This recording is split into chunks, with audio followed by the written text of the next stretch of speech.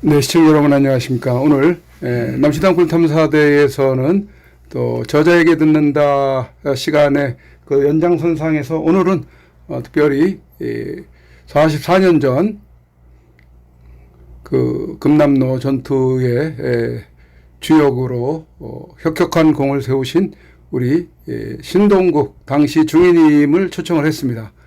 오늘 두 분을 통해서 또 여러 가지 이야기 가운데 특별히 우리 군인을 모셨으니까 군에 대한 이야기를 중점적으로 그렇게 좀 해나가게 되지 않겠나 싶습니다.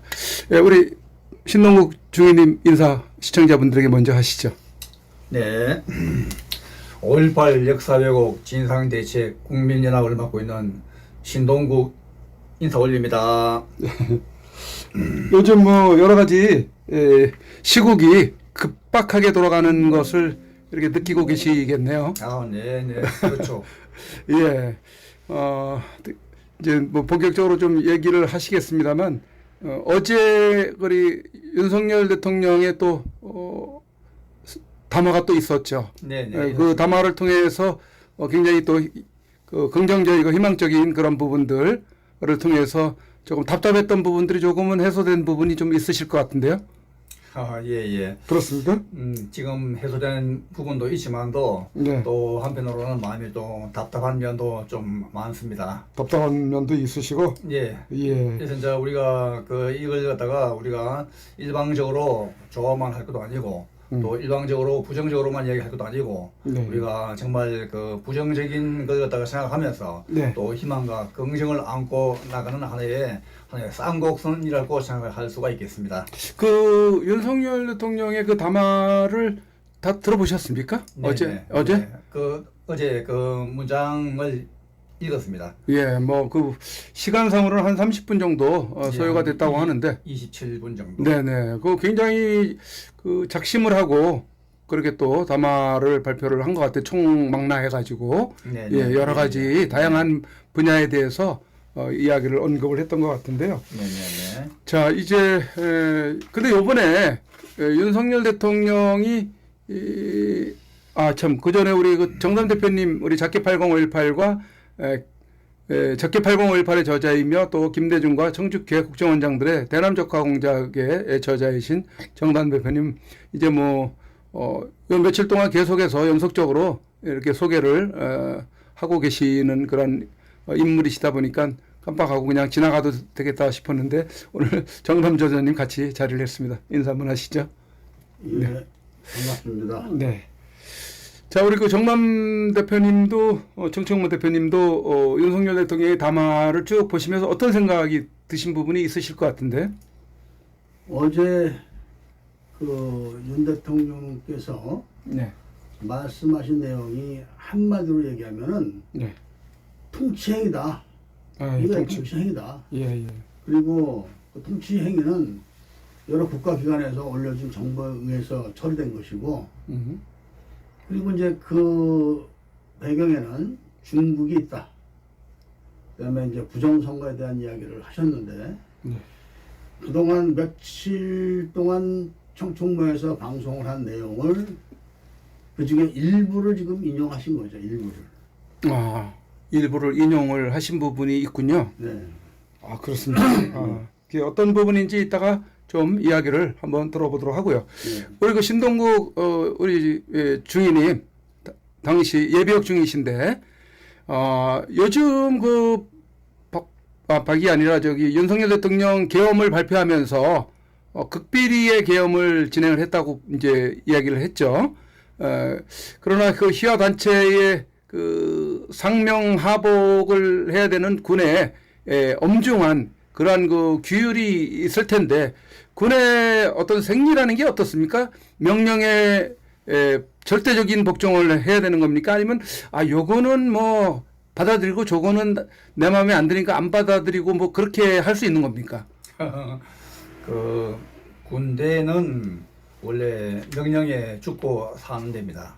그래서 위에 명령이 떨어지면은 네. 그 명령에 충성을 하고 또 몸 바쳐 마음 바쳐 이렇게 나라를 위해서 또 국가를 위해서 또 이 정말 위험한 이런 걸 갖다가 우리가 몸을 던지는 살신성인의 자기로서 해야 마땅합니다. 예. 근데 요번에 그 계엄이 발동되면서 이렇게 그 금방 또 이제 뭐 계엄 해제가 또 수용이 되고 해서 그 이후에 막 터져 나오는 게 국회에 불려가 가지고 그 장군들이나 지휘관들이 가서 발언하는 얘기를 들으면은 아주 그 기겁할 정도로 예, 네. 군인들이 과연 야 저런 군인들을 믿고 우리 대한민국 5천만 국민들이 재산과 생명을 보호받을 수 있을까 하는 그런 생각이 듭니다. 그래서 그 눈물 어떤 뭐 지휘관들은 또 눈물을 찔찔 짜면서 뭐 자기가 다 책임을 질 테니까 뭐 부하들은 책임이 없다는 둥 뭐 살려두라는 그런 뉘앙스에 그렇게 해야 될 부분인가 싶은 그런 생각이 들고 왜 당당하지 못했을까? 자기가 직접 어떤 대통령이나 국방부 장관으로부터 그런 이야기를 듣지 못했지만은 지휘 계통을 통해서 명령을 받았을 때는 그 명령을 이행해야 되는 거 아닙니까? 물론이죠. 예. 그 요번에 그런 모습들을 보셨을 텐데 그런 걸 보시면서 어떤 생각이 드셨을 것 같아요? 특히 특전사령관과 네. 또 1공수 여단장과 또 707 특임단장 이외에 여러 장군들의 모습들을 TV를 통해서 유튜브를 통해서 보았습니다. 네. 정말 안타깝습니다. 이런 그 장군들이 정말 참 나라를 위해서 민족을 위해서 열심히 하신다는 그런 우리가 모든 국민들이 믿고 있는데 이런 사람을 또 우리가 국가의 국정의 최고 통수권자가 이런 그 명령을 갖다가 하도록 했는데 이것이 함대해 가지고 정말 의연하고 당당하게 나가지를 못했던 점 이것이 너무나 안타깝습니다. 그 안타까운 정도가 아니라 이 국가 수호가 어떤 그 국방적인 측면에서 이게 유지가 될 것인가에 대한 심각한 우려를 가지는 그 국민들이 많이 있을 것 같은데요. 우리 신동국 예비역 중위님이 보셨을 때 그 얘기를 또 하기 전에 우리 지금 관에서는 지금 사실 우리 전직의 문재인 정부 때부터 나라를 완전히 이적성 국가로 만들어 놨는 이런 사례가 많습니다. 그래서 지금 현재 군의 장군들이 또 군에서 정말 이 나라의 기강을 잡고 나가야 할 이런 장군들이 자기 자신의 몫을 잘 하지 못하고 오히려 이적성 행위를 하는 사례가 지금은 들어 나오고 있는 현실입니다. 특히 이제 군에서 청주회 갖고 있는데 청주회의 어떤 멤버들 이런 장군들의 양상들이 지금 현재 국민들의 기대와 어긋나는 이런 양상적인 어떤 행동을 할 때가 너무나 많습니다. 네네. 그러면 조금 있다가 잠시 뒤에 지금 현재의 그 군의 그 실태가 현재만 근자에 들어와서 그런 건지 아니면은 과거 5.18 때 44년 전에 5.18 무렵의 그 군의 기강 상태라든지 장군들이나 지휘관의 그 상태들은 어떤 상태였는지 좀 궁금한데 그거는 잠시 뒤에 한번 좀 여쭤보기로 하고요. 우리 그 정담 대표님도 이번에 그 군들의 자기들이 그 명령을 항명을 했다. 자랑스럽게 이렇게 얘기하는 그런 그 모습들도 볼 수 있는 것 같은데 우리 그 정담 대표님은 과거에 말입니다. 좀 주먹도 쓰시고 그러셨던 것 같은데 과연 있을 수 있는 얘기인가요? 일단 군대 고정간첩 조직인 육사 청주회 비밀 조직이 그 비밀 조직 출신들이 국정원장이 된 게 지금으로부터 26년 전입니다. 그러니까 26년 전부터 지금까지 계속 청주회 회원들이 국정원과 군내 요직을 다 차지한 겁니다. 그 결과가 지금 바로 이번 윤석열 대통령의 비상계엄, 그 다음에 그 출동했을 때의 그 행동, 그 다음에 계엄이 실패한 다음에 지금 태도 이런 걸 봤을 때는 이제 누가 총주회 장군인지 이게 이제 극명하게 드러났다고 보여지는 그런 측면이 있는 겁니다. 지금 이번 사태로. 아, 그렇게 또 해석이 되는 그런 부분이 있는 모양이군요. 26년이니까 예. 26년 동안 청주회가 국방부하고 국정원의 주요 보직을 다 차지하고 있을 때부터 세력을 넓히면 넓혔지 줄이진 않을 거 아닙니까? 당연히. 그렇죠. 그러니까 어디까지 이 세력이 늘어나가지고 이번에 대통령이 비상계엄을 선포해서 집행을 하는데 엉터리로 비상계엄을 했기 때문에 이렇게 망했는지 다 드러나는 거 아니겠습니까? 아, 예. 가, 20 몇 년이요? 28년? 26년이죠. 98년도에 이종찬이가 국정원장이 됐으니까. 그때부터? 예, 지금 그때부터? 2024년이니까 26년 되는 거죠. 그때부터 본격적으로 네. 대한민국 전 어떤 그 요소요소에 장악을 하는 그런 시도가 시작이 됐기 때문에 본격적으로 네. 굉장히 지금 폭넓게 그 세력들이 자리 잡고 있을 것이다. 이번 윤석열 대통령의 비상계엄뿐만 아니라 윤석열 대통령이 국군 통수권자로서 대통령이 되고 나서 북한에 대해서 경고성 미사일 발사 시험을 했었어요. 윤석열 대통령이. 그 작전이 다 실패한 거예요. 미사일을 쐈는데 대공미사일이 올라가다가 떨어진다거나 또는 올라갔다가 없어진다거나 또는 방공훈련하기 위해서 F-16 전투기가 출격하다가 추락한다든지 이렇게 해서 결국은 미군 미사일로 대체를 한 적이 있었는데 이게 대통령의 명령으로 이런 훈련이 엉망이 된 경우는 대한민국 역사상 없었어요. 네. 옛날에 70년대 초반, 60년대 후반에는 특전사 군인들이 어느 정도 정신력이 있었냐면은 특전사 중사들인데 폭파임무를 대통령 앞에서 수행하게 돼 있는데 이 선이 폭파임무를 수행하는 중사가 그 갖고 있는 선이 잘못돼 가지고 놓으면 죽어 터져 가지고 결국은 그걸 잡고 있다가 현장에서 즉사한 사건도 있었을 정도로 책임감이 그렇게 굉장히 있었어요. 육군 중사도. 근데 지금 육군 중장들이 지금 요번에 하는 행동을 보십시오. 어땠나? 육군 대령이 어떻게 했나?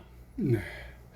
자, 그러면 조금 전에 우리 그 신동구 예비역 중위님 그 44년 전으로 좀 되돌아가 가지고 그때 5.18 당시에 5월 21일 그 상황을 한번 좀 여쭤보고 싶습니다. 그 계엄군으로 광주에 투입됐을 때 그 11공수 내지는 7공수, 3공수 그런 여러 특수 부대 부대원들의 그 어떤 그 국가관이나 또 용맹성은 뭐 그때나 지금이나 다 우리 그 국민들이 봤을 때는 참 믿을만하고 조금 더 북한에 대해서 맞섰을 때 우리가 두려울 것이 없을 정도로 신뢰하고 있는 군인으로 특수부대로 저희가 생각을 하고 있는데 그때 당시의 그 모습은 좀 어땠습니까? 그 5월 21일 날 그 수협 빌딩에서 있었을 당시를 일단은 빼놓고 그냥 보편적으로 네네. 용맹성이라든지 이런 건 어땠습니까? 지금 특전사의 어떤 용맹성은 이거는 어떤 누구도 지금 감당하기 어려운 이런 상황입니다. 하지만도 그 당시에는 우리 특히 제가 그 당시 있었던 11공수라 하면은 강원도 오음리에서 훈련받고 또 정말 38도선 이북에서 훈련받던 유일한 우리나라에서 최정예화된 이런 부대로서 그런 사병들과 하사관들의 훈련 상태는 어느 누구 못지않게 훈련을 하다가 강도 있게 해왔습니다. 네. 근데 그 당시에 그 12.6 사태가 일어나고 난 이후에 박정희 대통령이라는 하나의 거목이 사라지고 난 이후에 이 나라가 굉장히 어려운 혼란에 쌓이면서 많은 이런 그 사람들이 그 당시에 그 김대중과 또 기타 북한의 김일성의 어떤 그 사주 또 어떤 합동 작전에 의해서 사람들이 많이 미혹이나 또 혹은 또 유흥기에 속아서 넘어가 가지고 장군들이 엉뚱한 행동들을 했는 사례가 당시에 많았는데 이와 같은 이런 사례, 당시가 위험할 때 일어났던 이런 사례와 지금 현재 오늘날의 이런 장군들의 사례 일어난 것이 일맥상통하다 혹은 또 유사하다고 할 수가 있겠습니다. 그러면은 그때도 그런 현상들이 있었군요. 그럼요. 그러면 그 부분은 우리 정단 대표님한테 한번 질문을 조금 이따 해보기로 하고 네. 우리 그 신동국 중위님이 그 5월 21일 날 그러니까 1980년 5월 20일을 얘기하는 겁니다. 결정적인 대한민국이 망하느냐 아니면 회생하느냐의 그 기로에 있을 것으로 이렇게 어떤 기억이 되는 그런 날로 생각을 하고 있는데 그때 신동국 중위님 부대가 어떤 상황에서 어떤 행동을 했었는지 그리고 그때 당시에 그 군 지휘관들은 어땠는지 그 부분만 좀 이렇게 국한해서 얘기를 좀 해주시면 좋을 것 같습니다. 네네. 당시는 자 5월 21일 같으면은 5월 20일과 5월 19일과 연계해가지고 이야기를 하지 않을 수가 없는데 일단 그 앞에 거는 자 짧게 이야기한다면은 네, 짧게. 우리가 5월 20일 날에 사실은 그 오후에 금남로 일대에 수백 대의 택시와 또 일부 그 버스와 차량들이 진격을 해 온 것입니다.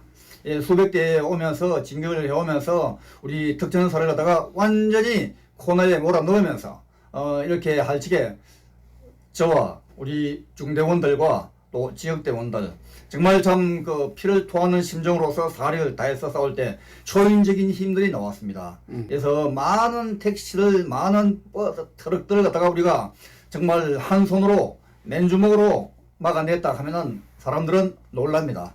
하지만 또 당시는 자 진압봉으로 해가지고 그 택시를 갖다가 완전히 진격해오는 택시를 갖다가 우리가 창문을 갖다가 깨고 운전수를 한 손으로 들어서 끌어냅니다.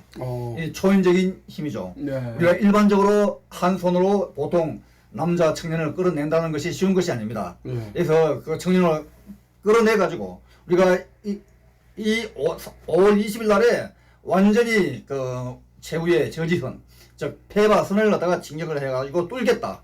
이런 걸 갖다가 우리가 막아내지 않다면은 우리가 죽는다. 그러니까 우리가 마지막으로 우리가 죽음으로써 최후 저지선을 막아서 전라남도 도청과 경찰청을 사수한다. 이런 신념으로 해가지고 막았는데 네. 그날 사실 5월 20일 날을 우리가 이와 같이 이렇게 한 거는 성동격서 작전이었다. 성동격서.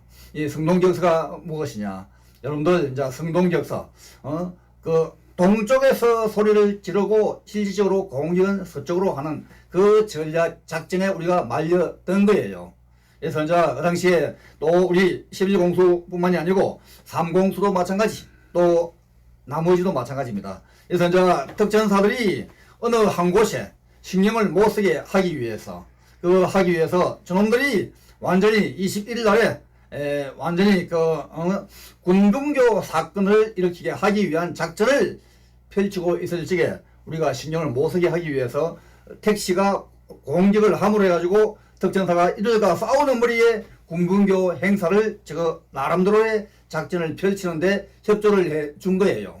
그래서 이렇게 군분교 작전과 또 이어서 5월 20일 날에 우리가 했는 거와 또 5월 21일에 일어나는 이런 일들은 엄청나게 많아서 이걸 한마디로 이야기하기가 뭐한데 네. 이 5월 21일은 정말로 우리가 마지막으로 우리가 수십만의 시위군중과 또 시위대와 네. 또 혹자는 이제 폭도들이라고 이야기합니다. 폭도 혹은 또 그 중에 일부 또 선량한 시민들도 있지만도 네. 그래서 이제 이런 시위 군중들 또 시위대를 끌고 진격해오는 무리들 네. 그 무리가 누구냐? 저쪽 무리들 그냥 저쪽 무리라고만 예. 언급을 해주세요. 저쪽 무리들 네. 그래서 저쪽 무리들이 이와 같이 이렇게 하나의 인식표를 달고서 진격을 해오는 이런 상황에서 우리가 이런 상황을 우리가 여러 그 당시에 프로세싱에 의해서 저쪽 물이라는 걸 갖다가 우리가 그 인지를 한 거예요. 네. 근데 남들은 그걸 갖다가 정확하게 인지를 못했을 수도 있습니다. 저는 그 당시에 특전사의 눈으로서 또 그걸 갖다가 1단계, 2단계, 3단계 하면서 해가지고 7단계, 8단계로 해가지고 그걸 갖다가 다 하면서 그 인지를 완전히 한 겁니다. 네. 인지를 하고 난 후에 그때 우리가 완전히 몰려가지고 와가지고 저쪽 놈들은 우리에게 APC, 장갑차에게 화염병을 투척하고 또 해지에다가 화염병을 갖다가 던지는 이런 거는 일반 시민들이나 예비군들이 못합니다. 네. 이런 못하는 것을 이런 하나의 특수 훈련을 받은 자들만이 할 수가 있는 것인데 이걸 갖다가 함으로 해가지고 우리 그 장갑차를 한가운데 2대가 있었는데 2대 중에서 한 대에 해지가 완전히 폭발을 함으로 해가지고 후진을 할 수가 없었습니다. 자. 이게 후진했는 이런 상황에서 이제 정들이 징계를 올 때 일어났던 그 이후에 여러 가지 프로세싱 실탄을 우리가 그 직업을 받는 상황과 또 그 후에 발포면이 함대해 가지고는 조금 이따가 이야기하도록 하겠습니다. 네네.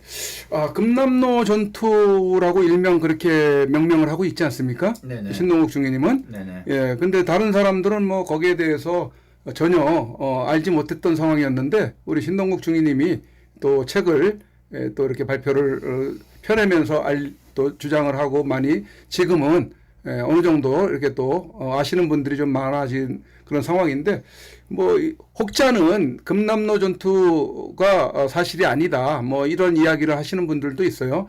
그런 부분에 대해서 이 금남로 전투라는 책에 자세히 또 나와 있겠습니다만 또 참조들을 하시고 이것을 뒷받침해주는 책을 우리 작게 8018 저자 정남 대표님께서 이번에 네.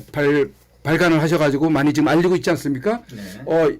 우리 그 신동국 중위님 이 책을 보면서 어떤 느낌을 받으셨어요? 금남로 전투를 뒷받침해주는 그런 내용이 있는 걸 보셨죠? 네네. 그래서 지금 현재 이 금남로 전투가 네. 요 책이 오늘 안 가져왔습니다만은 5.18 최초 발포 명령은 내가 했다. 네네. 그 책이 650페이지 정도로 두껍게 나옵니다. 네. 그 책 중에서 가장 엑기스만을 갖다가 골라서 낸 것이 금남로 전투입니다. 네. 이 5.18 최초 발포 명령은 내가 했다. 이것이 성경으로 친다면은 바이블이라 한다면은 이거는 하나의 요한복음에 해당되는 최고의 엑기스입니다. 네. 그래서 이 엑기스를 이걸 갖다가 네. 그 당시에 이제 그걸 좀 더 확대해가지고 글로벌 시켜가지고 이걸 육하 원칙에 의해서 언제 어디서 누가 어떻게 몽땅 다 육하 원칙에 의해서 정확하게 나오니까 이 책만 읽으면은 금남로 전투 현장이 하나의 화면으로 나오듯이 영상으로 나오듯이 정말 좀 드라마틱하게 나옵니다. 이런 현상에서 정말로 죽으면 죽으리라 하고 해가지고 싸우는 이런 용사와 나라를 지키는 용사와 또 이것이 하나의 우발적인 발포가 아니다. 이것이 하나의 정말로 이거는 하나의 계획된 또 아주 중요한 이런 그 발포를 한 것이고 이렇게 한 것이고 실탄도 없는 실탄을 갖다가 나오게끔 만든 이런 작전. 자, 그러면 이것이 정말로 중요한 것이고 이걸 증거하는 것이 작게 80-518입니다. 네. 이 책이 정말로 훌륭한 책입니다. 네, 그거에 대해서 좀 우리 정담 대표님한테 한번 여쭤보려고 하는데요. 네네. 왜 몇 가지 저쪽 세력들 400여 명이 죽은 그런 그 행방에 대해서 위치에 대해서 역사적 사실에 대해서 몇 가지 이야기들이 있는데 왜 유독 우리 정담 대표님은 우리 그 신동욱 중위님 부대에 그 사격이 있었다라는 것을 뒷받침하면서 이렇게 책을 쓰시게 된 거죠? 우선 역사적으로 잘 알려졌던 송암동 오인사격이라는 사건이 있었어요. 예. 그 사건의 배경이 바로 수협빌딩 집단 발포 사건이에요. 아, 네. 그러니까 21일 날 오후 4시에 수협빌딩에서 400여 명을 집단 발포로 사살을 했는데 그 피해를 받았던 일설 부대장이 그 보복을 하기 위해서 세운 작전이 바로 송암동 5인 사격이라는 작전이었어요.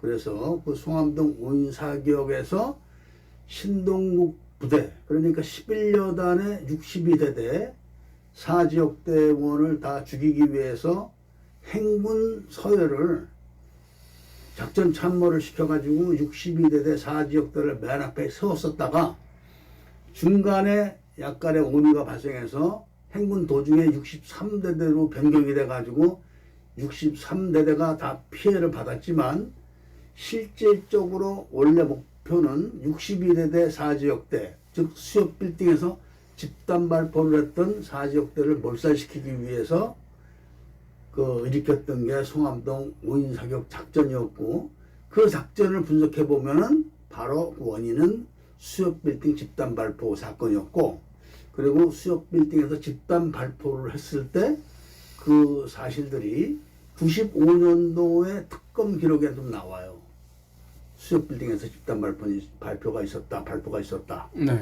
그리고 그 총에 맞았던 ROTC 장교, 그 장교가 실제로 수협 빌딩 안에서 수협 빌딩을 가리키면서 동영상에서 저기서 쏘는 총을 내가 맞았다, 이렇게 딱 수협 빌딩을 지목을 하면서 증언하는 영상도 있습니다.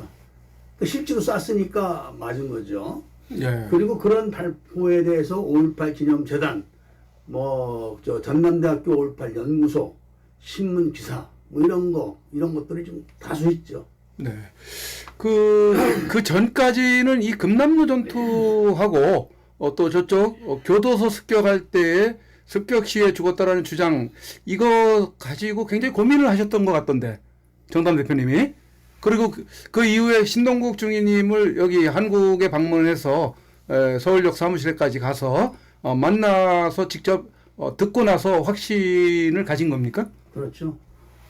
그전에는 정부에서 발표하고 5.18 기념재단이나 이런 데서 발표했던 21일 사망자 위치하고 시간대가 전혀 맞지가 않았어요. 전혀. 그랬는데 신동국 주의를 만나서 수협 빌딩 집단 발포 내용을 확실하게 들은 다음에 네. 이 확신을 갖고 분석을 끝낸 거죠. 왜냐면은 지만원 사이트가 오픈됐을 때가 2000년 초반일 거예요, 아마. 그때는 지만원 씨도 5.18을 몰랐어요. 처음 막 시작할 때니까, 연구를 한다, 이렇게 할 때니까, 자기가 십몇만 쪽, 그 재판 기록을 가지고 연구를 한다.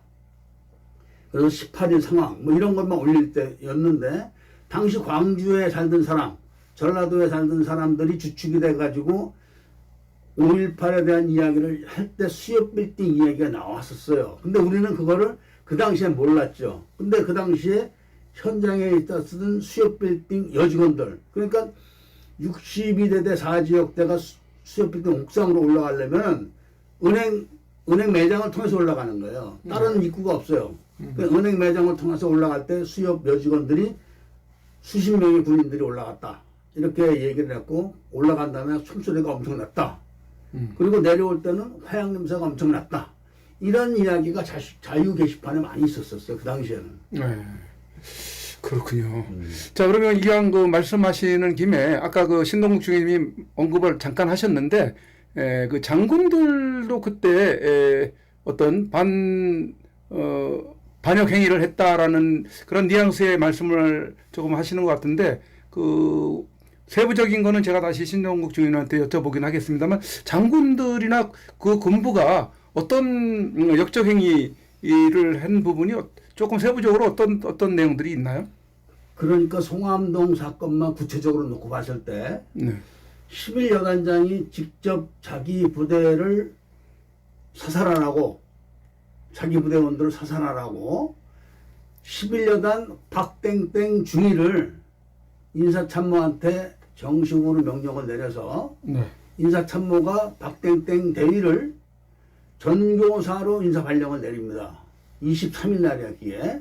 24일 날 전출을 가서 신고를 하고 교수부장의 지휘를 받아가지고, 완스타예요. 이 사람 육사 출신이고, 완스타의 지휘를 받아서 북한군 8명을 인솔해가지고 매복지로 올라가서 자기 부대를 공격을 한 겁니다. 이 사람이. 박땡땡 대위가. 저쪽 군을 인솔을 했습니까? 저짝군. 그렇죠. 네, 예, 저짝군. 예. 8명을 인솔해서 자기 부대를 공격한 거예요. 그런데 그 저짝이라는 게 어떻게 증명이 됐냐면은 예. 공격을 하다가 11여단이 반격을 해서 8명 중 1명이 죽었어요. 예. 근데 그 8명의 소속은 공식적으로 어디냐면은 전교사 보병학교 교도대대야. 교도대대 매복조야. 얘 조교 매복조. 조교들. 네, 그러니까 한국군으로 신분이 위장된 그런 부대야. 한 명이 죽었어. 그럼 당연히 그 중에 전사자는 시신이 어디에 안장돼야 돼요? 국립묘지. 국립묘지 5.18 묘역에 안장이 돼야 되는데 이 사람의 묘역이 없어요. 아. 이 사람의 묘역이. 그러니까 이게 한국군이 아니라는 건 증명이 된 거죠. 아, 그런 것에 이제 그 장군들, 그 한국군이 그 개입을 했다는 얘기네요. 특전사 11여단장이 직접 작전 지시를 내린 겁니다. 그래서 그 보병학교 교수부장 완스타 이 사람이 세부적인 작전 지시를 내리는 겁니다. 현장에서 출동을 시킨 거죠. 바로 11여단에서 그날 아침에 전입원 박땡땡 대위.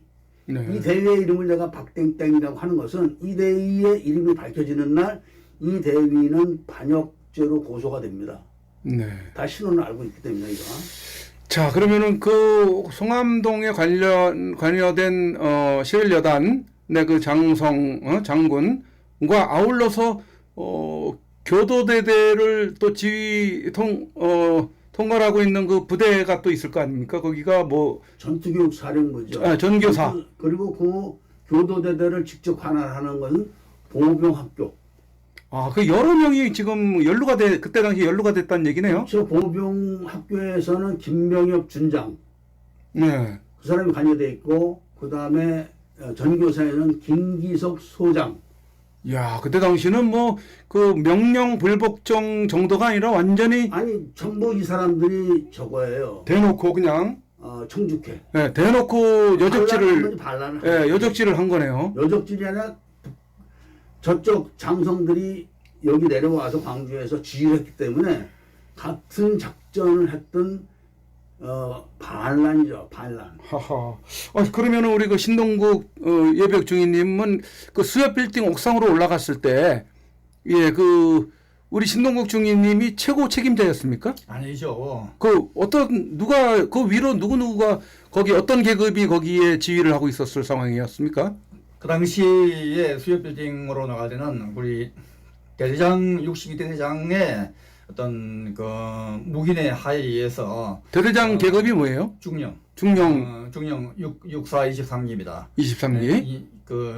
이재원 씨라고 예. 이렇게 나는 이분은 아주 훌륭한 분으로 제가 인정을 하고 있는데 예. 그분의 지시 그 묵인된 나라의 그 공감대가 형성되었습니다. 그 당시에 명령으로 올라가라 하는 것이 아니고 딱 실장님 추심해서 저기가 지금 현재 완전 그 무장을 해가지고 저희한테 공격을 해오고 우리 전체 특전사 전체가 죽느냐 사느냐 정말 이런 그 위기 상황에서 특전사 전체가 그 몰살 당할 수밖에 없는 위기 상황에서 우리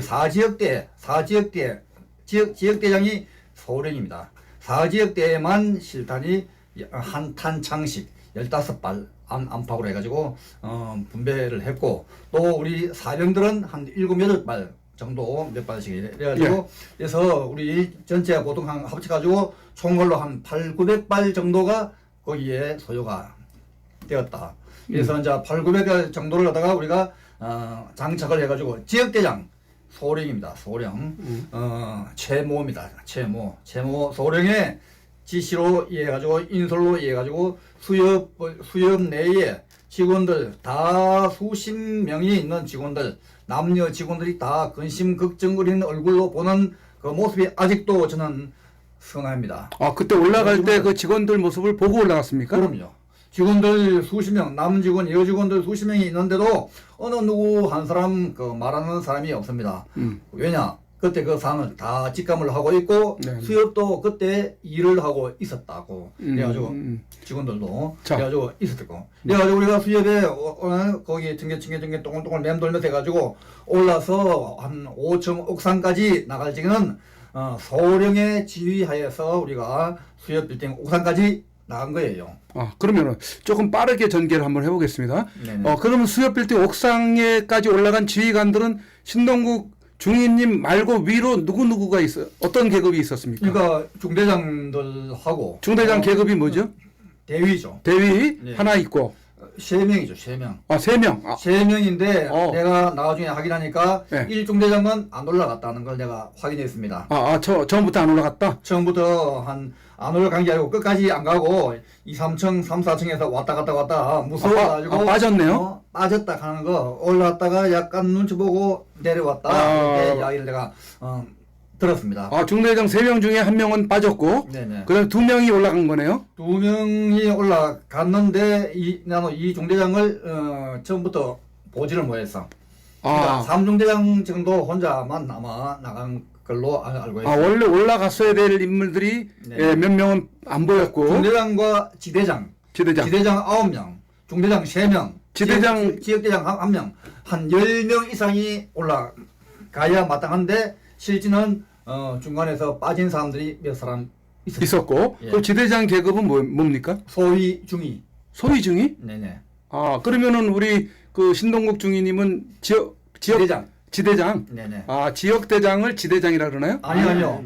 지대장 내면서 내가 지역대장 나중에 역할을 한 거죠. 지역대장은 계급이 뭘로? 소령. 소령이 네네. 지역대장으로. 예, 예. 지대장이 한 10명 정도 되는 겁니까? 지대장? 10명인데 이제 요 중에서 이제 상당히 처음부터 어떤 그 유고로 해가지고 빠진 사람들이 몇 명 있었고. 있었고. 그래가지고 이제 실적으로 이제 그 장교들 한 10명이 넘는데 10명 넘는데 그 중에서 실적으로 올라가는 장교는 한 5, 6명 정도로 예측합니다. 그러면 5, 6명 정도로 예측을 하시는데 네네. 중위 위의 계급은 그럼 누구 어떤 계급이 있었습니까? 중대장과 지역 대장이니까 대위와 소령이 있었죠. 2명? 예. 아니 2명이 아니고 한 2계급이 있었죠. 두 계급 중에서 소령 1명, 소령 1명 중대장은 2명 정도. 원래는 3명인데 원래는 한 명이 3명인데 원래부터 안 올라갔다고 이야기하니까 이렇게 나머지는 이제 올라갔다고 추산을 하고 있죠. 그런데 신동국 중위님 그 위로도 윗계급이 한 3명 정도가 있었던 상황이라는 얘기죠. 그럼요. 그런데 그 발포하는 그 시점에서는 그런 사람들이 다 사라졌다. 발포 시점에는 그 사람들이 왜 사라졌느냐? 지역대장 소령이 그 후로 내한테 이야기를 몇 번 했는데 4.19 때 발포 명령했는 그 장군이나 또 내무부 장관들 이런 현장 지휘관들 나중에 4.19가 끝나고 난 후에 엄청난 중형을 받거나 사형을 받거나 이렇게 하는 사례를 이미 알고 있었다. 그래서 이 사람들은 어떤 하나의 그 책임감과 막연히 해야 된다는 이런 걸로 해야 하기 때문에 북한군이 왔다는 걸 갖다가 정확하게 인지를 했을 수도 있겠지만도 못했을 수도 많다. 또 못했을 수도 있다? 그냥 위기 상황이다. 위기 상황으로 이렇게 생각할 수도 있고. 근데 그 당시에 북한군이 왔다는 걸 갖다가 누가 전체적으로 공공연하게 이야기한 사람은 없고 저들이 일 것이다 하는 하나의 추산 정도는 했지만도 저는 그때 그 당시에 100% 확신을 한 것이죠. 아니 신동국 중위님만 100% 저짝 세력들이라는 것을 인식한 게 아니고 그 최초 발포로 인해서 부대원들이 일제히 사격을 했다는 거 아닙니까? 그러니까 그까지는 이제 이렇게 이제 거의 다 인지를 하고는 있지만도 그걸 갖다가 100% 인지는 못하고 있고. 그런데 대대장과 저는 인지를 한 거예요. 그러니까 그런 인지를 못했으면 저쪽 세력들 우리 각종 비표를 하고 선두에서 선동을 하면서 그 공수부대를 죽이기 위해서 몰려드는 그 자들을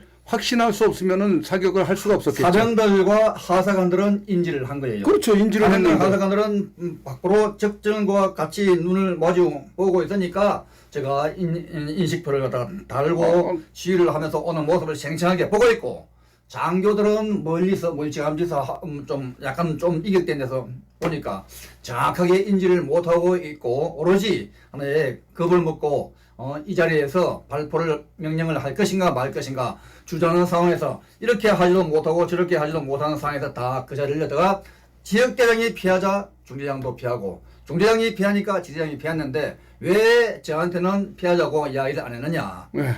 신중이는 원래부터 얘는 뚝배기고 고집도 세고 정의감이 세기 때문에 이 친구는 이야기해도 말을 안 듣는다는 걸 알기 때문에 아예 나한테는 이야기를 안 했습니다. 그래서 이제 그 피신했는 사람들은 3사 출신들이 많고 또 일부 ROTC도 한두 명 있는데 이 사람들은 다 피했지만도 저 혼자 피하지 않은 상태에서 그때 같이 그 이후에 하나님의 역사가 일어난 것입니다. 네.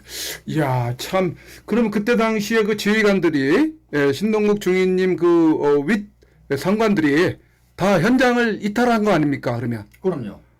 그 이탈 이유는 나중에 4.19 때처럼 훗날 자기들이 어떤 책임 소재 여부 이거가 두려워서 피했다라는 고백을 했다는 거 아닙니까? 그럼요. 지금 피하고 난 후에 이런 사실들을 알려지지 않게 하기 위해 가지고 이 5.18 경남로 전투를 갖다가 위로 상부에 전투했다는 사실을 보고를 안 했던 거예요. 보고도 안 하고. 그럼요. 그래서 그러니까 지금 나는 ROTC로 해가지고 전역을 6월 말에 전역을 해버리고 남들은 그 군생활을 계속하면서 이런 사항들에다가 보고도 누락시키고 그러니까 이와 같이 이렇게 오리무중에 작전 일지에도 안 나오고 모든 것이 지금 이 상황에서 빠져있는 상황인데 하지만도 그게 100% 팩트다. 자, 그러면은 그때 당시에 그 군 지휘관들의 그 모습이나 지금 44년이 지난 지금, 대통령의 명령도 항명을 하면서, 그런 그 어디죠? 매스컴에 나와서 질질 짜면서, 나발나발 다 까발리고, 그리고 또 국회에 불려 나가가지고 자기네들은 원치 않았는데 거부를 했는데 어떤 그 항명을 했다. 그렇기 때문에 자기네들은 죄가 없다. 오히려 영웅 대접을 해줘야 되는 거 아니냐. 이런 식으로 지금 계속 그렇게 그런 모습을 우리 국민들에게 보여주고 있는데 국민들이 과연 이 모습을 보면서 참 잘했다라고 할 수 있을런지 우리 정당 대표님 여기에 대해서 한번 좀 평론을 좀 해주시죠. 지금 단순하게 도주한 사람 정도는 그래도 나요. 문제는 그렇게 자기 부대원들을 다 죽이라고 명령하는 지휘관이 장군. 최웅 장군, 11여단장. 그 사람이 자기 부하 박땡땡 대위를 전교사 보병학교로 전출을 시켜가지고 저쪽 군인들 8명을 지휘를 해서 직접 자기 부하를 공격을 한 거예요. 그런 상태에서도 다른 얘기를 하는 거예요. 다른 얘기. 쉽게 말하면 우리가 그런 사실을 다 증거까지 확인해서 발표했을 때 민주당사, 국힘당사, 대통령궁, 다음에 서울시청, 그 다음에 1여단 앞에서 시위를 했었어요. 1여단 앞에서 5군데서. 그랬는데 그거를 경찰에 신고한 데가 어디냐? 1여단이에요. 1여단. 네. 근자에. 네. 네네. 그 대통령궁에서도 경찰에 신고를 안 했어요. 1인 시위에 대해서. 네.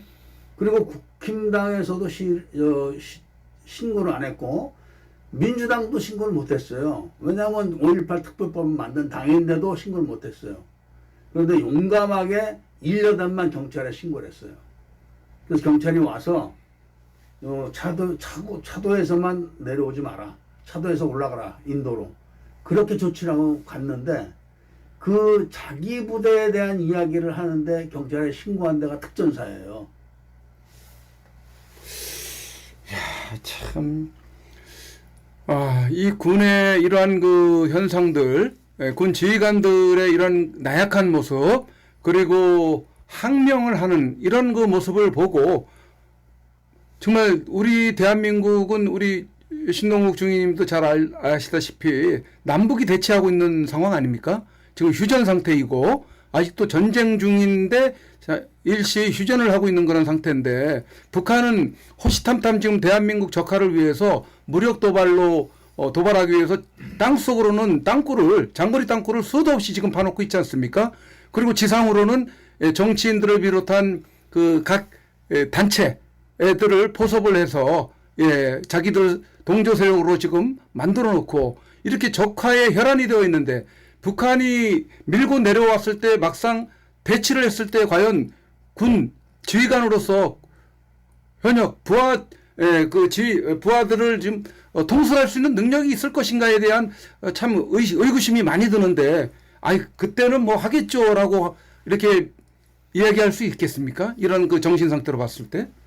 지금 현재 이런 상황은 우리가 속담에도 한 마리의 사자가 이끄는 노루부대가 더 세냐, 한 마리 노루가 이끄는 사자 부대가 더 세냐, 이런 이야기를 이야기할 때가 있는데, 우리가 지금 현재 어느 조직의 그 지휘자 내지 지휘관의 어떤 그 역량과 성향에 따라서 그 부대의 사활과 승패가 차이가 납니다. 네. 지금 현재 그 당시에도 지휘관이나 그런 조직이 우리의 그 획일화된 이런 그 조직이 아니었고, 김일성과 김대중 산하의 어떤 그 청주계 회원들 이런 데에 따르는 어떤 하나의 여적대 네. 이런 부대라서 당시에 CAC 사령부나 31 사단이나 505 보안대나 또 심지어는 24단도 역시 마찬가지예요. 그래서 이런 하나의 굴지의 군 부대의 최고 사령관 내지 사단장급들이 전시만신 다 어느 정도 내통된 상태. 이런 상태라면은 아무리 막강한 무기와 무기와 실탄이 있다고 한다고 할지라도 그걸 잘 하지를 못합니다. 오늘날도 역시 마찬가지입니다. 지금 문재인 정부 때 이 나라가 완전히 허약하게 만들어 놓고 정신무장을 엉뚱하게 만들어 놓고 지금 좌판지 주다판지 또 어떻게 만들어 놓고 있는 상황에서 군의 지휘권이 잘 함께 일관되게 잘 운영이 안 되는 이유가 바로 여기에 있다고 할 수가 있겠습니다. 네. 요번에 윤석열 대통령이 담화를 통해서 발표한 내용 중에, 이번 그 계엄은 그 국방부 장관하고 둘이 진행을 했기 때문에 다른 부하들은 모르고 또 명령에 또 따르고 했던 그런 부분들이기 때문에 잘못이 없다. 이렇게 얘기를 해줬어요. 대통령이 지금 뭐 현역 복무를 했던 저기는 없다면서요. 그런데도 군을 하급 그 부대원들 그 희하의 모든 그 부대원들이 잘못이 없다라고 그렇게 이야기를 하는 얘기를 들으면서 한편으로는 좀 찡한 면이 좀 생겼던 것 같은데 이렇게 말할 수 있는 윤석열 대통령에 대해서 우리 정남 대표님 어떻게 보시는지요? 일단 이번에 비상계엄 사태의 쟁점이 내란이냐 내통이냐 이 둘로 압축될 수가 있는 거예요. 그래서 지금 민주당이나 그런 쪽에서는 대통령을 내란으로 몰아가고 있지 않습니까? 그렇죠. 거기에 대해서 대통령은 정확하게 통치행위다 이렇게 맞서는 거예요. 예. 그런데 지금 제가 봤을 때는 첩보를 전문적으로 다뤘던 제가 당시에 지금 윤석열 대통령이 말하는 모든 사건의 배경이 중국이라고 하는 그런 첩보 활동을 했던 당시에 제가 봤을 때는 내란이 아니라 내통이죠. 민주당의 내통. 그 모든 자세한 내용들이 A에서부터 Z까지 다 이 책에 다 이미 써 있어요. 이 책에. 완전하게. 네. 그래서 지금 대통령을 연달아 다 잡아가두려고 하는 그 민주당의 그 뒤에는 중국이 있다. 이런 대통령의 이야기가 맞는 겁니다. 그러니까 내란에는 내통이 되는 거죠. 내통. 네, 그 부분 중국 관련해서는 제가 좀 추가 질문을 좀 드리려고 했는데 미리 약간 언급을 하셨는데 다시 한번 질문하자면 이런 그 부하들에게 책임이 없다. 모르고 그런 일에 참여를 했기 때문에 책임이 없다. 이렇게 한 대통령의 그런 그 발언에 대해서 우리 정남 대표님이 좀 평가를 해주셔야 되지 않겠는가라고 질문을 할 겁니다. 그 부분에 그거는 대해서. 뭐 사실은 대통령이나 지휘관이나 이런 사람들이 언급할 게 아니라 국가의 법 체계에 의해서 대통령의 지시에 의해서 국방부 장관이 움직인 거고 국방부 장관에 의해서 각군 지휘관들이 움직인 거기 때문에 그것이 각군 지휘관들이 임의로 했다면 그게 내란이 되는 거예요. 반란도 되고. 근데 국군 통수권자에 의해서 합법적으로 명령이 내려갔는데 뭘 책임지고 말 게 뭐가 있겠습니까? 어? 예, 그럼에도 불구하고 그럼에도 불구하고 지금 예, 죄가 없다. 죄가 네. 없다라고 이렇게 당연한 거죠, 그거는. 예, 카바를 해주셨지 네, 않습니까? 당연한 얘기를 한 거예요. 예, 국군 통수권이라는 건 헌법에 보장되어 있는 거거든요. 헌법에. 네. 그리고 그거는 국민들이 위임을 해준 거기 때문에 그대로 통치 행위를 한 것에 의해서 출동한 병력들은 법에 따른 것 뿐이에요. 그러니까 죄가 없는 거죠. 당연한 얘기를 한 건데. 그러니까 그런 대통령의 담화를 예. 그 국회에 불려나가고 네. 또 매스컴에 나가고 문제인 거죠. 유튜브에 나가서 나불나불댔던 그 지휘관들이나 장성들 예? 이런 그 계엄에 연관된 그런 사람들이 또 어떤 뭐 그 누구죠?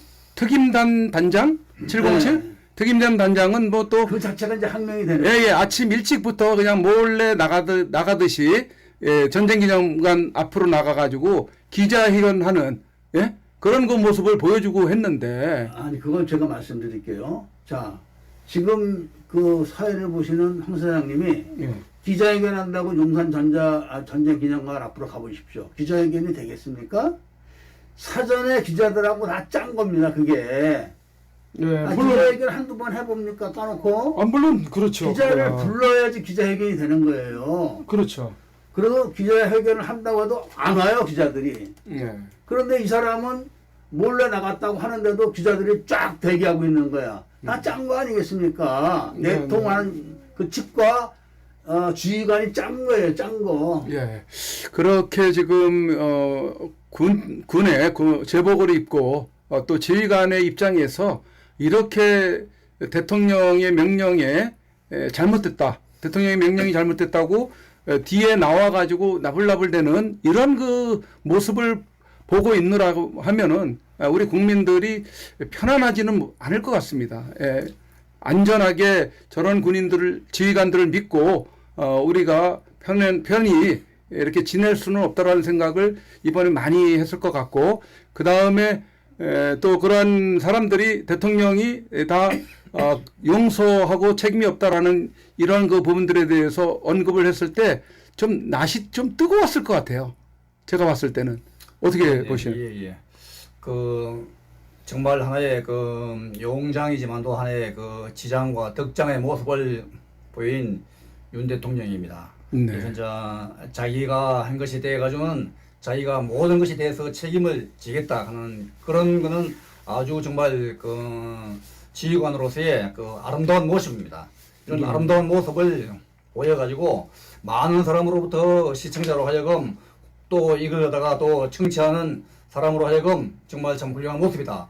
이런 모습을 보였는데 다만 한 가지 안타까운 것은 뭐냐 하니까 지금 현재 이번에 그 예산 문제와 그 특검 그 완전히 그 한 탄핵 같은 거 너무나 많은 그 예산을 갖다가 진짜 필요한 예산을 싹감 다 하고 또 기타 중요한 포스트에 있는 사람들에다가 전심하신다 탄핵을 시키고 이런 행위를 갖다 이야기하면서 정말로 상대를 냉정하게 응징을 하면서 이와 같은 걸 이걸 막아내야 한다 하면서 그 예산 어느 예산 얼마를 삭감하고 어느 예산은 뻥으로 만들고 정말로 국가에서 필요한 예산을 없이 하면은 그러면은 이런 예산을 없인 예산 대신에 그런 예산이 어디로 충당돼 가지고 나갔을까 이것에 한테 가지고는 언급이 없었습니다. 어디로 나갔을까요?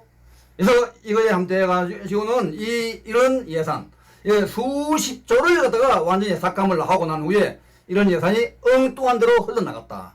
그래가지고 우리가 지금 조사한 건데 5.18 가짜 유공자를 위한 어떤 하나의 예산 또 제주 4.3 사건의 희생자를 위한 예산 혹은 또 여순 반란 이런 하나의 민주화로 둔갑된 거 이런 것에 관한 거나 혹은 또 사북사태로 해가지고 한 거 이런 것이 해가지고는 분명히 밝혀야 할 것입니다. 그래서 이 5.18과 특별히 연관되는 이런 예산으로 해가지고 흘러나감으로 해가지고 이 나라를 망쳐나가는데 이런 도로 해가지고 사용하는 예산을 갖다가 밝혀라. 만약에 그 당시에 윤 대통령이 이런 사실을 분명하게 이야기했더라면은 국민들의 호응도가 확실하게 달라졌을 것으로 생각합니다. 네, 아이고 그것까지 또 마음에 어떤 그 해소를 시키기에는 너무 버거웠을 거예요. 왜냐하면은 이 부정선거 하나 문제 해결하기 위해서도 상당히 고민을 했던 것 같아요. 예, 금방 부정선거는 네. 부정선거 문제를 해결하기 위해서는 부정선거만으로는 해결하기가 어렵고 부정선거를 해결하기 위해 가지고는 5.18 문제를 해결하면은 자동적으로 부정선거가 완전히 해결돼 나갑니다. 이제 지금 선관위에 중앙선관위의 모든 핵심 멤버, 핵심 포스터 사람들이 다 5.18 가짜 용자입니다. 또 앞으로 지금 우리 이런 선관위에서 서버를 끌어 나왔다고 이야기하는데 이 서버가 국가수에서 지금 포렌식으로 해가지고 뭔가 정비를 하고 있습니다. 포렌식으로 해가지고 나오면은 이것이 이제 완전히 판도가 뒤바뀔 것으로 생각하고 있는데 사실 포렌식이 정확하게 이걸 갖다가 증거를 하겠습니까? 네. 이거는 5.18 때도 마찬가지입니다. 이 포렌식으로 해가지고 다 거짓말로 한 것이 많습니다. 요거는 좀 이따가 이야기하겠습니다. 네. 지금 뭐 부정선거가 밝혀져야지 5.18도 건들 수 있다라고 이렇게 말씀하시면서 부정선거에 또 집중하시는 분들도 계시고 그다음에 5.18이 밝혀져야지 부정선거도 해결이 된다라고 하면서 이렇게 또 말씀하시는 분들 계셔요. 서로 상관관계가 깊이 있는 것이기 때문에 어떤 것이 뭐 가장 중요하고 먼저다 이렇게 꼭 어떤 논란을 그 가질 필요는 없다고 생각을 하고 일단은 부정선거 문제를 대통령이 언급을 했고 이번 담화를 통해서도 상당 부분 그 분야에 대해서 많이 언급을 했습니다. 그 정당 대표님께 좀 질문을 드리고 싶은 것은 조금 아까 중국 문제에 대해서 중국 얘기가 나왔는데 이번에도 지금 드론과 관련한 어떤 중국이 배후 중국인들이 관여가 됐다. 이런 언급을 했지 않습니까? 예. 그 중국을 담화를 통해서 중국인들 이렇게 언급을 했다면은 지금 중국 측에서는 좀 불쾌하게 또 반응을 하고 있을 수도 있는데 어떤 반응이 있습니까? 그 보도를 보니까 이제 중국이 불쾌한다. 이런 보도가 있는데 예. 바로 그게 지금 왜 중국 사람들이 한국에 들어와서 드론을 동원해서 찍어야 되는가? 예. 이 배경을 또 아셔야 돼요. 뭡니까? 왜냐하면 얼마 전에 뉴스에 예.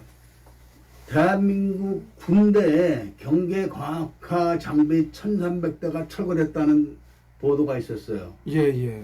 바로 그 1,300대의 대한민국 군대의 과학화 장비가 다 중국제 카메라고 이 중국제 카메라로 대한민국 주변을 감시했던 감시 정보가 중국하고 실시간으로 공유를 했었어요. 7, 8년 동안. 네.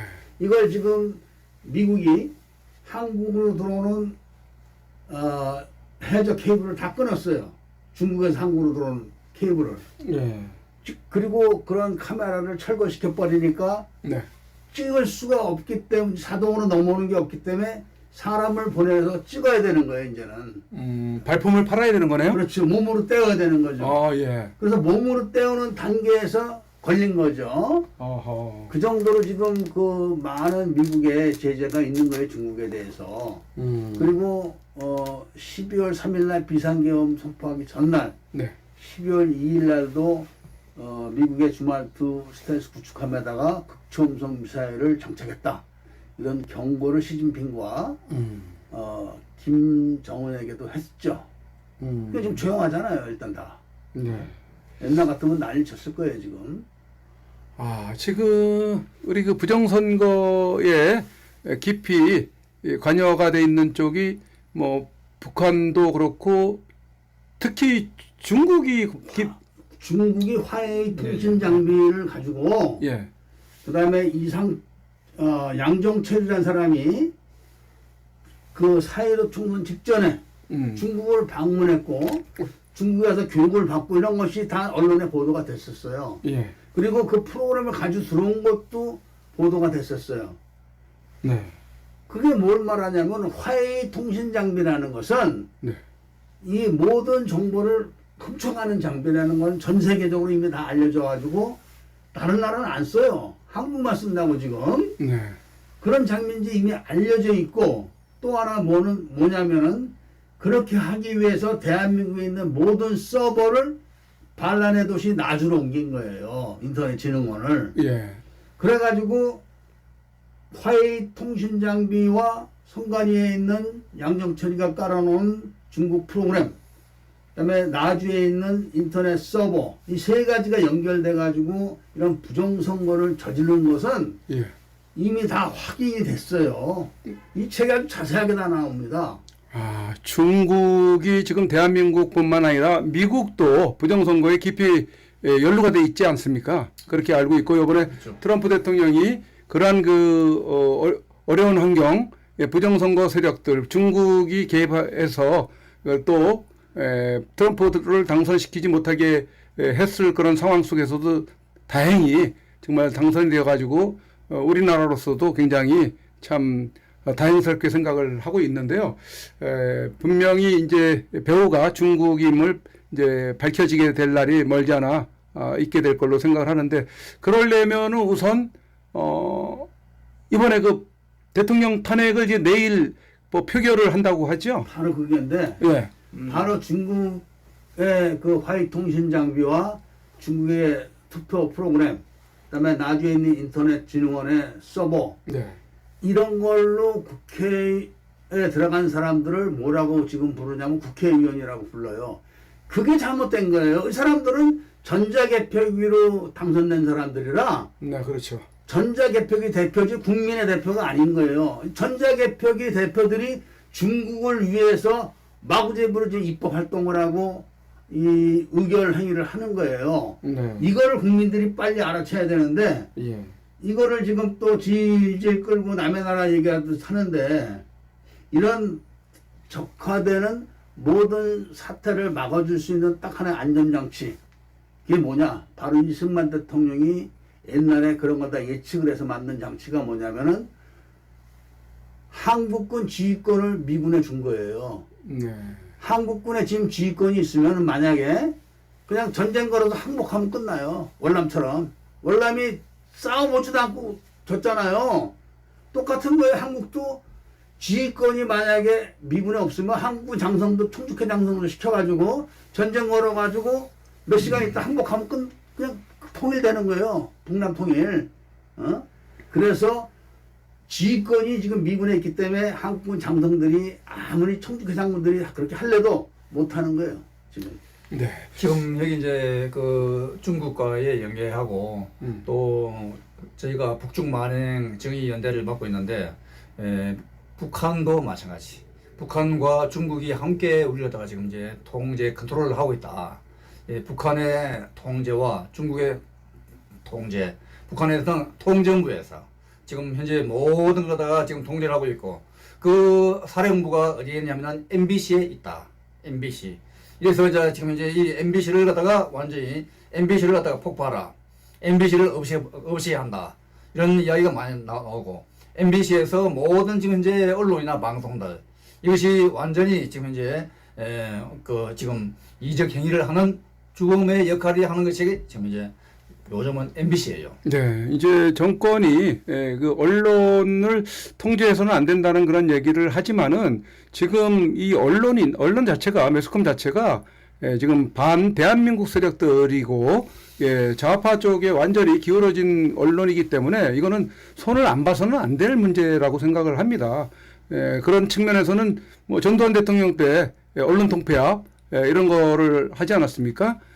그때 뭐 잘했다고 저는 뭐 이렇게 생각을 하는 그런 입장인데, 지금은 너무 안 해가지고 문제가 많이 심각한 그런 상황이라고 지금은 봅니다. 그때 언론 통폐합에 보도 곱하기 10배가 심합니다. 네, 네. 완전히 지금 이제 통폐합을 하다 해가지고 저기 완전히 지금 이제 언론이 아니에요. 네, 네. 이 언론을 갖다가 우리가 지금 이제 이거 갖다가 우리가 지금 그대로 믿고 많은 국민들이 맹신을 하는 이런 경향들, 이번에 그 모든 이런 사건들도 다 왜곡된 언론에 의해서 사람들이 전염돼 가지고 올바른 판단을 못하고 있는 현상이에요. 네, 이제 내일 탄핵 가결 여부가 이제 판가름이 날 텐데 어떻게 보시는지 뭐 각각 한 말씀 한번 견해를 좀 간략하게 얘기를 해주시죠.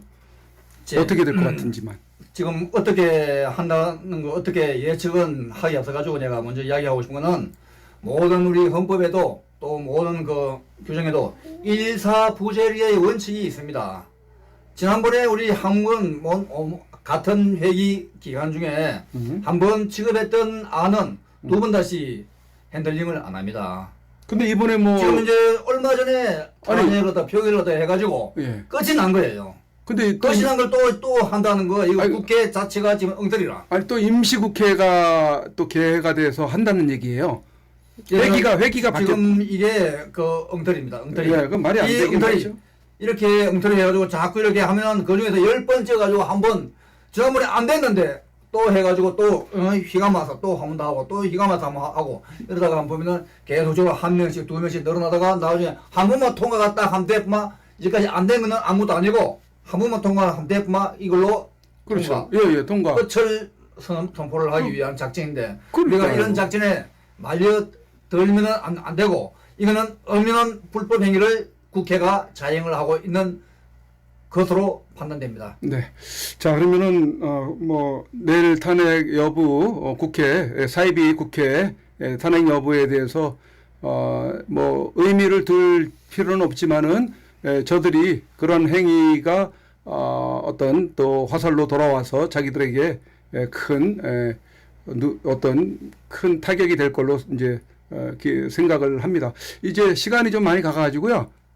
마무리를 좀 해야 될 것 같은데 우리 각각 한 말씀 좀 하시면서 마무리를 해야 될 것 같아요.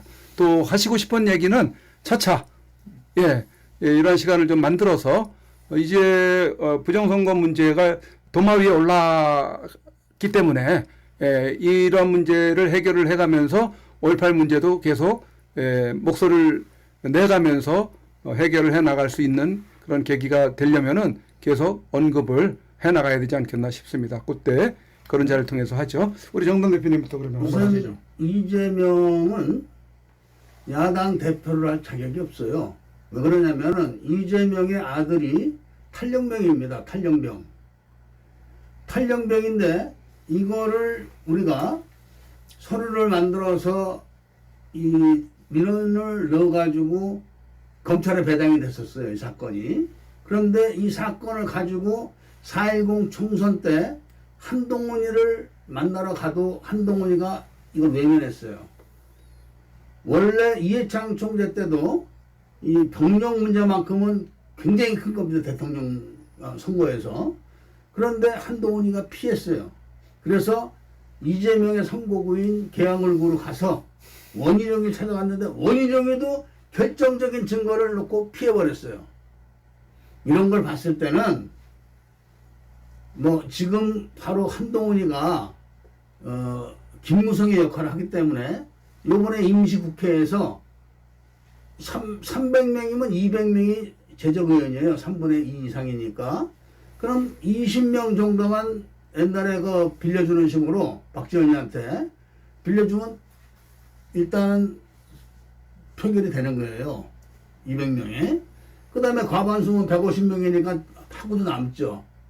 완전히. 그래서 이 제2의 김무성이가 이미 이재명의 아들이 탈영병이라는 결정적인 법적 증거까지 다 갖다 줬는데도 외면을 했기 때문에 이번에 또 저쪽에 붙어서 할 확률이 있다고 보죠, 저는.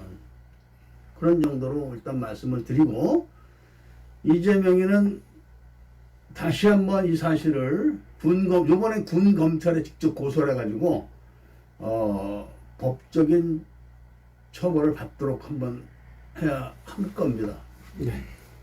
예. 저는 이제 마지막으로 그 포렌식과 5.18하고 연결을 해서 이야기를 하도록 하겠습니다. 먼저 그 포렌식 아까 제가 언급을 했는데 지금 국가수에서 포렌식 아주 과학 수사를 함으로 해가지고 아주 거기에 발표가 온 국민들이 신뢰성 있게 다 청취를 하고 또 관심 깊게 보고 있습니다.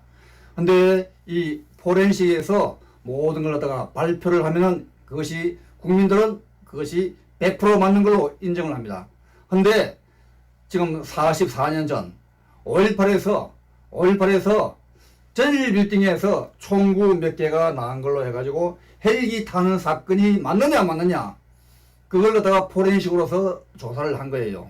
그 포렌식으로 조사해가지고 그 국가수에서 그걸 판단을 어떻게 했냐. 그 판단을 이거는 헬기 타는 사건이 맞다. 그렇게 판단을 함으로 해가지고 전라도와 광주와 모든 좌파들이 그 말로 힘을 입어가지고 나라를 뒤엎는 역할을 한 것이었어요. 지금 현재도 마찬가지입니다. 지금 이제 그 이번에 중앙선관위와 과천경찰서 등등에서 많은 그 선관위 서버를 갖다가 끌어왔다는 말도 있고 사진 찍어 왔다는 말도 있고 또 뭐 이미 다 알고 있다는 말도 있는데 이걸 지금 중앙 그 국가수에다가 포렌식에다가 지금 점검을 의뢰를 하고 있는데 이 점검을 하는 이 포렌식의 그 멤버들이 사실은 5.18 가짜 유공자들이 포진하고 있는 성향이 많아요. 그래서 정말로 기대는 우리가 크게 할 수도 있고 안 할 수도 있는데 이번에 경고를 알리는데 포렌식을 그 조사하는 이런 수사 요원들은 정말로 공정하게 수사를 하셔야 합니다. 만약에 하지 않는다면은 여기 이 TV를 시청하시는 이 국민 여러분 또 해외 디아스포라 여러분들의 크나큰 저항과 응징을 받는다는 걸 명심을 하셔야 합니다. 이런 국가수에서 정말로 그걸 갖다가 정확하게 하셔야 한다는 거 하고 그리고 또 아울러서 우리가 이 그 모든 그 선거 문제를 갖다가 지금 이제 해결하는 이런 하나의 키포인트가 사실은 우리 그 윤 대통령께서 대통령 당선할 적에 제가 5.18 진상위원회 위원장을 맡아가지고 이렇게 한 것입니다. 이러므로 해가지고 그때 수백만 표를 유입을 함으로 해가지고 윤 대통령 당선에 영향을 갖다가 미쳤고 또 아울러서 또 여러 번 이야기를 했는데 앞으로 이 나라 정국이 올바르게 하기 위해서는 이 5.18을 갖다가 바로 잡고 나간다면 올바르게 할 수 있을 뿐만 아니고 앞으로 총선과 대선에서도 승리를 할 수가 있다. 이걸 갖다가 명심을 하신다면 이 나라를 바로 세울 수 있는 큰 힘이 될 걸로 믿습니다. 네. 오늘 우리 두 분 정남 대표님과 신동국 5.18 당시 중위님을 모시고 장군들의 배신, 대통령의 등 돌리는 장군들 5.18 때도 그랬다라는 주제를 가지고 약 1시간가량 이야기를 나눠봤습니다. 우리 시청하시는 분들이 들으시면서 또 새롭게 아시게 된 그런 부분들도 있겠고 또 충격적인 그런 내용으로 또 받아들이시는 분들도 계시지 않겠나 싶습니다. 오늘 이 방송을 들으시면서 더욱더 우리 애국심으로 똘똘 뭉칠 수 있는 우리 국민들이 되었으면 좋겠고요. 마지막으로 우리 나와 있는 도서를 잠깐 소개를 한번 하겠습니다만 우리 신동국 목사님이 5.18 당시 상황, 특히 5월 28일의 핵심적인 금남로 전투 상황에 대해서 기록이 되어 있는 그런 저서가 되겠습니다. 그리고 요거는 역시 마찬가지로 5.18 때 그 상황 아주 디테일하고 또 실감나게 리얼하게 팩트를 근거로 해서 자료를 근거로 해서 이렇게 책을 펴낸 내용으로서 이거야말로 정말 충격적이고 또 특별히 여기서 금남로 전투를 뒷받침해주는 그런 내용들을 다루고 있어서 많은 분들이 금남로 전투가 있었다는 것을 알게 되는 그러한 아주 소중한 책이고 너무나 많은 그런 충격적인 내용이 담겨 있고 5.18 역사를 새로 써야 된다라고 강조하신 그런 마이클 리 박사의 말 맞다나 이 책이 바로 그 책입니다. 5.18의 역사를 새로 쓴 그런 책이 바로 이 작게 80 5.18입니다. 그리고 요게 지금 두 번째 정남 대표님의 두 번째 종이책으로 최근에 발간된 책입니다. 나온 지 얼마 안 됐습니다.